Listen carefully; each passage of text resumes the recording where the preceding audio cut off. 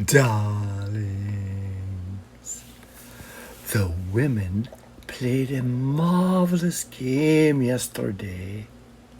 I took my grandchildren to the assembly hall, and you know what?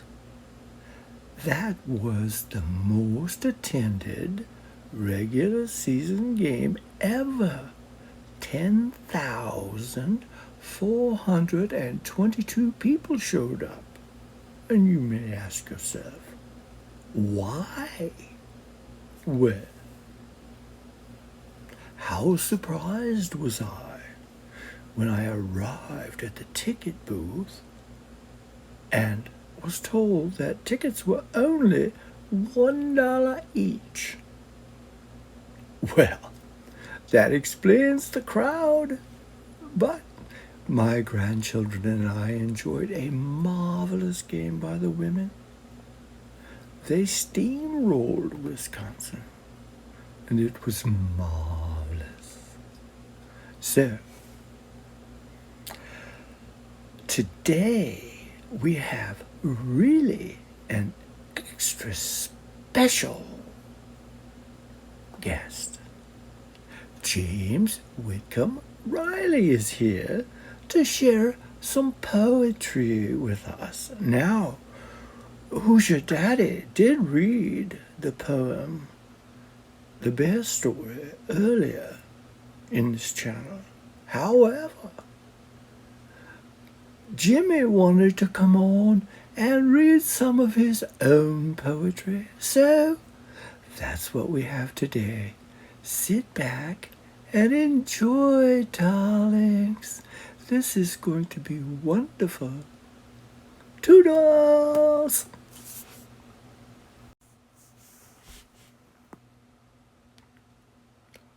Hello there. My name is James Whitcomb Riley, and I come from Greenfield, Indiana. I'm known as the Hoosier Poet, and I did write a lot of poetry in my day. But I was always interested in writing, and after hearing Who's Your Daddy read the Bear Story, I thought, well, golly, I better go in there and read some of my own poetry. So here goes. First off, we're going to read a famous poem that Indiana children have all heard called Little Orphant Annie. So here we go. Little Orphant Annie's come to our house to stay, and wash the cups and saucers up and brush the crumbs away, and shoo the chickens off the porch and dust the hearth and sweep, and make the fire and bake the bread and earn her board and keep. And all us other children, when the supper things is done, we sit around the kitchen fire and has the mostest fun a-listening to the witch tales that Annie tells about. And the goblins will get you if you don't watch out.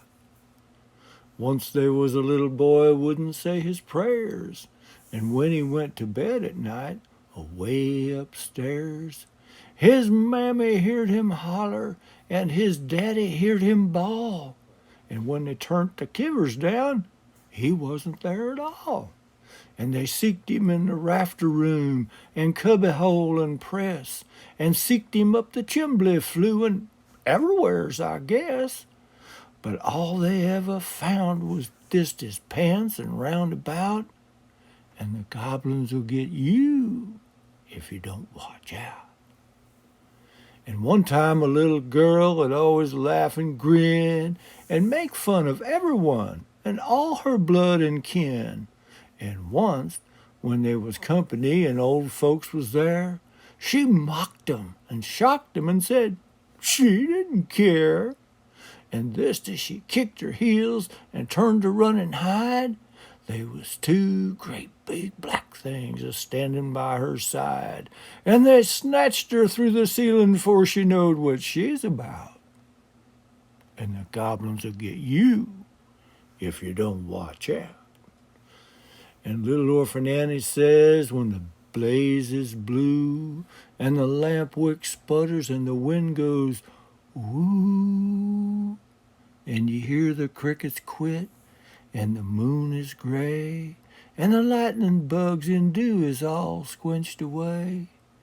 You better mind your parents and your teachers fond and dear, and cherish 'em that loves you, and dry the orphan's tear, and help the poor and needy ones that clusters all about, or the goblins will get you if you don't watch out. Hi again. This is a wonderful poem that I really enjoy reading because it's playful, and I think you'll like it too. Jack the Giant Killer. Okay, everybody knows about Jack and the Beanstalk, right? Well, this is the Bad Boys version that I wrote, and here we go. Tell you a story, and it's a fact.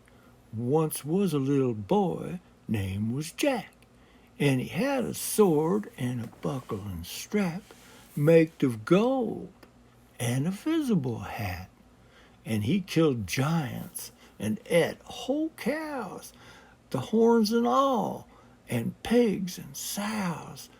But Jack, his golden sword was oh so awful sharp that he could go and cut the old giants clean in two, 'fore they knowed what he was gonna do.